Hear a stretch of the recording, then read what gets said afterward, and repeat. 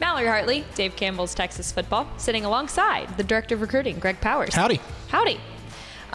We're switching things up here a little bit today. Okay. Because usually we talk about schools in full when it comes to the talent prospects that each school has to offer. Team breakdowns. Today we wanted to do something a little different, and we wanted to spotlight an entire region. And as you can see behind us, we're going to be talking about the El Paso region and the monster class that they have out there as of right now. And just to put it into perspective, for the first time, there are 4 players in the El Paso area that have already gained their star rankings.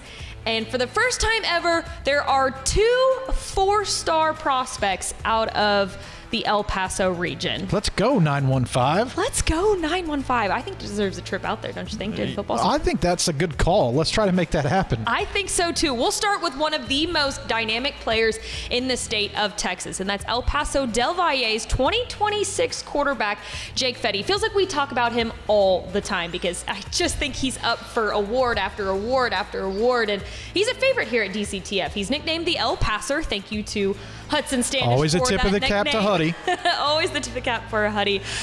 Threw for nearly 2,500 yards and 32 touchdowns in his junior campaign, adding 589 yards and 11 touchdowns on the ground. The Arizona State commit was so talented last season that those stats earned him District 1-5A Division II overall MVP honors. He also had a pretty strong offseason with getting invited to the Elite 11 finals, going out there to compete. You know, that's a big alumni fraternity of elite name after elite name who has attended that camp, and it can sometimes help you jumpstart your career as you make these connections, not only with other players who are in your class, but some of the top arms in college football, some of the top coaches for quarterbacks. So it really can help you expand your network. So I'll be interested to see how Fette grows from that experience.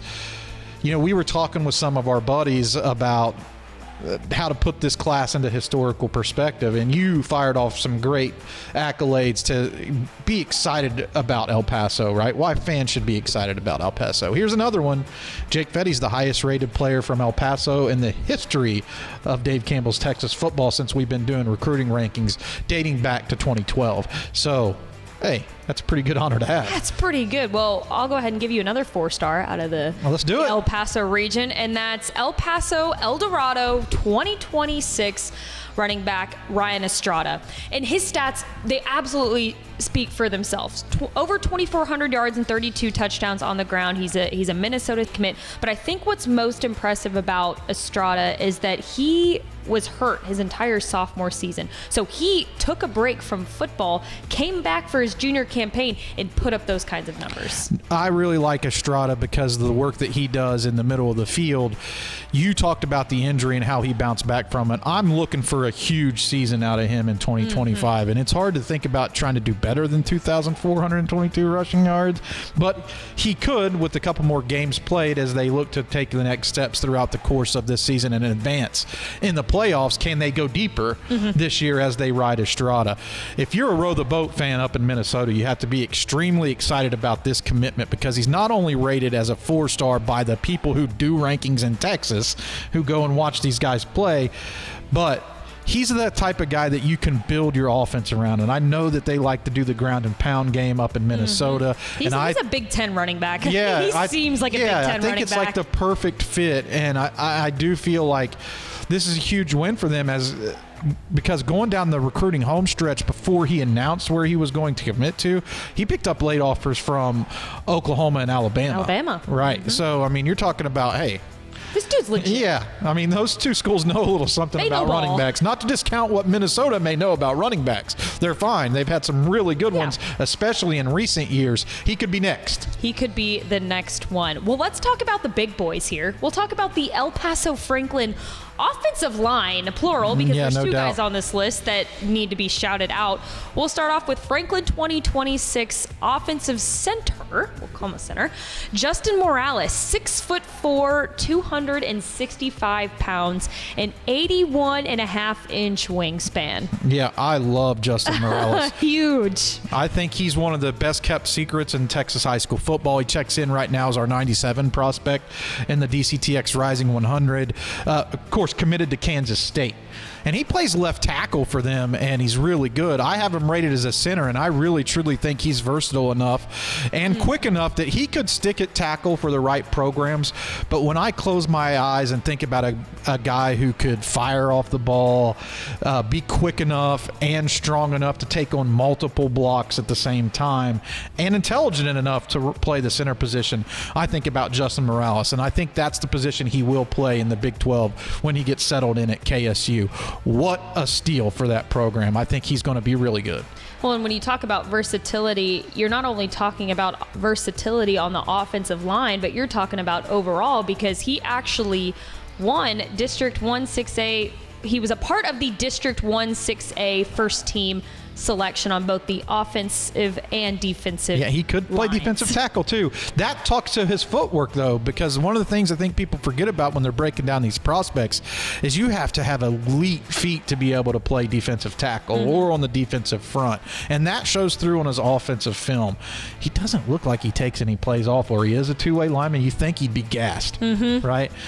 But he plays hard and through the whistle every snap. And that's at the 6A level too. Yeah. Top classification. Staying on the El Paso Franklin offensive line here, we'll talk about 2026 offensive tackle Eric Sandoval. Great length. Checking in at 6'6", 250 pounds. He's a UTEP commit, so he's staying at home, but man, he passes the eyeball test. I think he could kick inside at the next level too. We got him rated as an offensive tackle right now. Watching his tape, he plays a lot of right tackle opposite of Morales, so what a pair of bookends at Franklin, right? Whenever you walk those two guys off the bus, it has to give you at least a marked intelligence advantage, or advantage psychologically over your opponent. Look, he's great at run blocking.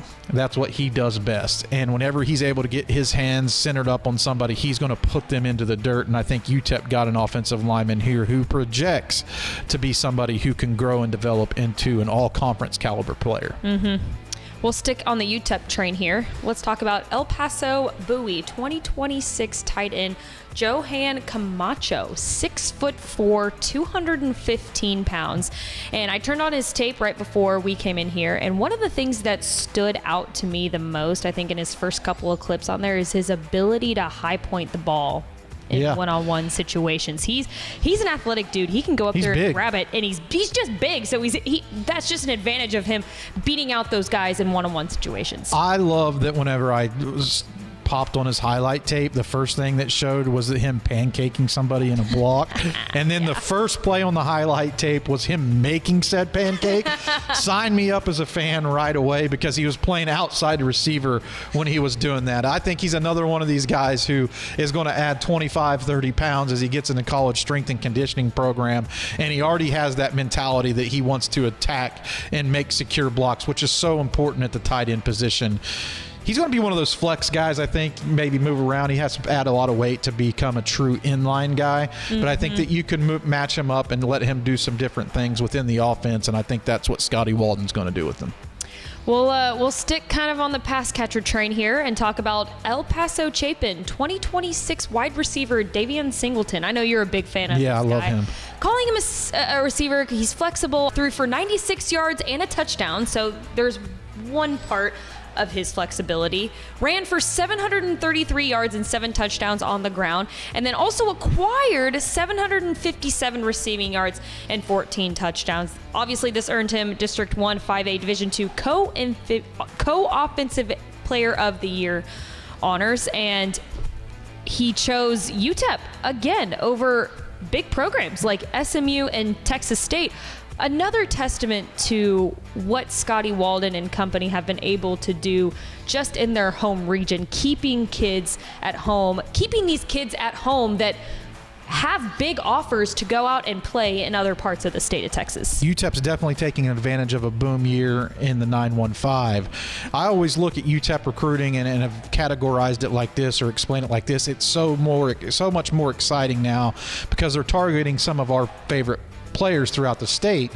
Well, they just like to kind of like put a microscope on it, also recruiting El Paso much more aggressively. And I'm really excited, and I think UTEP fans will be excited as well, to see how that benefits the program to keep local talent at home. Does that also help reinvigorate some of the high schools there? Does it bring more fans out to the games, whenever they're playing under the lights or, in the daytime in college football? I think it does. And especially a guy like Singleton. He's one of my favorite players in this class. I think I was trying to add those stats up as you were saying them out loud. I think it was over 1,600 total offensive yards. 1,600. Yeah, so he can do a little bit of everything. I'm going to call him a slot back. I love what he does out of the backfield. He's so slippery. Like, he has escapability through the roof, making defenders sometimes just look silly. They're left standing like grasping at air because Singleton's not there anymore. No. And I think that you can get the ball in his hands in some space and let him work. I would guess that he would also be an asset in the return game because he has pretty good top-end speed. So he can make people miss and he can score TDs. Yeah, okay, sign me up. Sign me up for that. Yeah, no doubt. Keep him at home, Scotty Walden. I love that. We'll keep it rolling here. Let's talk about El Paso Eastwood 2026 athlete, wide receiver, whatever you want to call him, Jude Walker. He's kind of like a jack of all trades for this Eastwood team. Led his team to a state 7-on-7 appearance just a couple of weeks ago. He was the District 1-6A offensive newcomer of the year last season, and he scored in all three phases of the game: offense, defense, and special teams. He's just all over the field.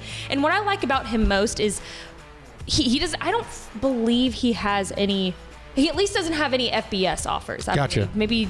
So this is your sleeper pick. This might be kind of my sleeper pick for El Paso. I know Matt Stepp is a big fan of Jude Walker, but he's just a football playing dude that can really just do it all. Yeah, I watched his tape, and like one thing I noticed is the defensive backs are like 5 yards behind him. Right? He's always running open, which tells me that he has the ability to put on those torches and leave defenders in the dust, and that was a whole lot of fun to watch. And I know why Eastwood's pretty excited about him being back on the field in 2025. So I've already named our standouts, right? We've named kind of a sleeper pick. How about an extreme underclassman? Extreme? How extreme? Do you want to finish the segment off with an extreme underclassman? Let's do it. How about the class of 2029? What?